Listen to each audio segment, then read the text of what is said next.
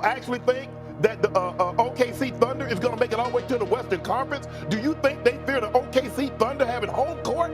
Really? This is the weakest #1 seed that we've seen You're in gonna a eat these very words, long man. time. Did you know that OKC's newest basketball star can match Victor Wembanyama in making jaw-dropping moves on the court? But there is more to this rookie sensation. He's also playing a vital role in leading his team to the top of the NBA charts. Chet Holmgren and Victor Wembanyama faced off in basketball game this week. This wasn't the first time they played against each other. They met before in the championship game of the 2021 U19 FIBA World Cup, a preseason game and a tournament game in November. In the World Cup final, Wembanyama performed better than Holmgren, but the United States team still won against France. In their preseason game, they both played well. However, in their November game, they didn't perform as expected. The game on Wednesday night was different. It wasn't very competitive. The Thunder outplayed the Spurs by a lot and easily won the game. But what really caught everyone's attention was the showdown between Chet and Wemby during the game.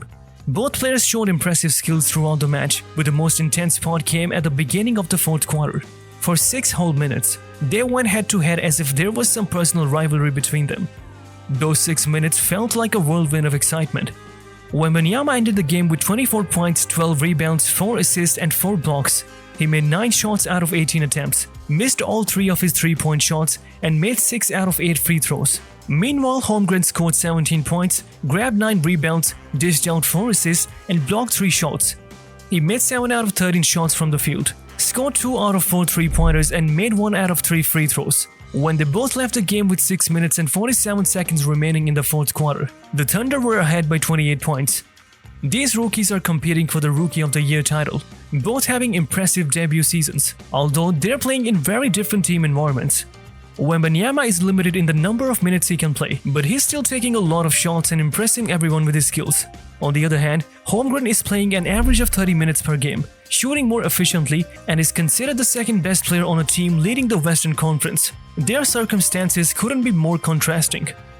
What Holmgren has achieved is remarkable for a rookie. He's contributed to winning games. He's a key factor in why the Thunder are leading the Western Conference. After 44 games, they've won 31 and lost 13. At the same point last season, their record was 21 wins and 23 losses. And this season before that, it was 14 wins and 30 losses. Their improvement has been significant and quite surprising. However, Holmgren isn't the only reason for their success. The versatile and energetic player with extraordinary abilities is the key player who brings everything together. He's the new star player for Minnesota, who through his versatility, maturity and competitive spirit has lifted a group of talented young players to the level where they can compete with the best. This Oklahoma City team is tricky to figure out and tough to get ready for. They have a unique style of play, using all their players in different positions on the court.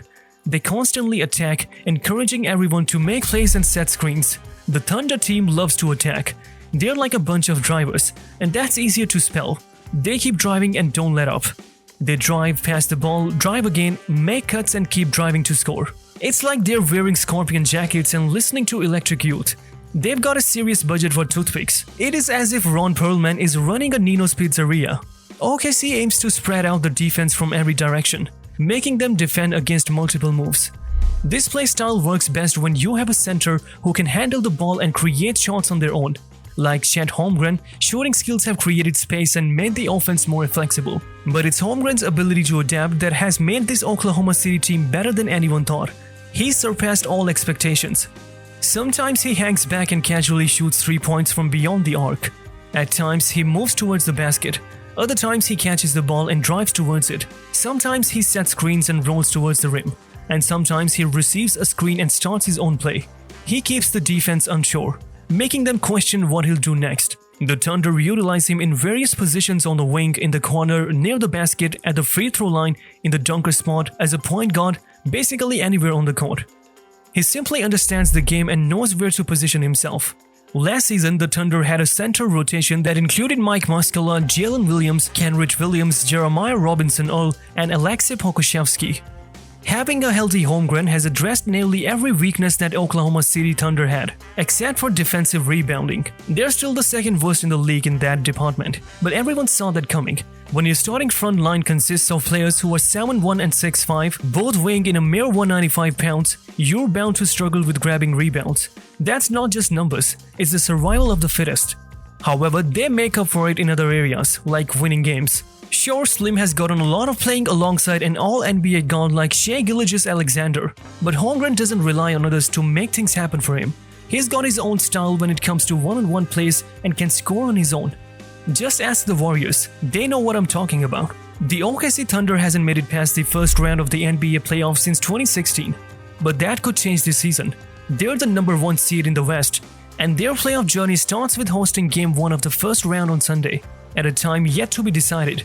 Once the play-in tournament concludes on Friday, the Thunder will find out who the opponent is. If Sacramento manages to beat Golden State on Tuesday and then defeat the loser of New Orleans and the Los Angeles Lakers on Friday to secure the number 8 seed, OKC should feel confident about its chances if it faces them. In the worst-case scenario, OKC wouldn't want to play against the Los Angeles Lakers. They've been winning a lot lately, with 12 wins in their last 15 games. Also, they have experienced players, a top-notch rim protector in Anthony Davis, and of course LeBron James. In the worst-case scenario, nobody wants to go up against Dallas. They've been on fire lately, winning 12 out of their last 15 games. The Mavericks have a top-notch scoring duo in Luka Doncic and Kyrie Irving, and their defense has gotten better since they picked up Daniel Gafford and PJ Washington at the trade deadline. Minnesota has the best defensive rating in the NBA, thanks to players like Rudy Gilbert and Jaden McDaniels. Plus, they've got a powerful offensive player in Anthony Edwards, who averaged 31.6 points in the last season's playoff. But consider the other options. Dennis holds the championship title, and if Phoenix makes it to the conference finals, it means they've got everything working smoothly, with players like Kevin Durant and Devin Booker. We would go with Minnesota. It's going to be challenging, but at least OKC has the speed to dictate the pace, and Gilgeous-Alexander's pick-and-roll game will give Gobert some trouble. Over time, the Oklahoma City Thunder have become known as one of the most player-friendly franchises in the league. For a small market team like OKC, it's important to do this to gain an advantage in attracting free agents. Even though he technically wasn't a free agent, Carmelo Anthony had to waive his no-trade clause to join the Thunder in 2018. Anthony wrapped up a crazy offseason for the Thunder, who also traded for Paul George to support reigning MVP Russell Westbrook. Despite the struggles of the 2017-18 squad, finishing with a 48-34 record and losing in the first round, it didn't change Anthony's opinion of the organization. During an appearance on 7 p.m. in Brooklyn, Anthony talked about his time with the Thunder and why their treatment of players stands out. It's the best-run organization when it comes to understanding the needs of players and knowing how to communicate with players and hold players accountable, according to Anthony. They were supported by Sam Presti, but he also set expectations for them.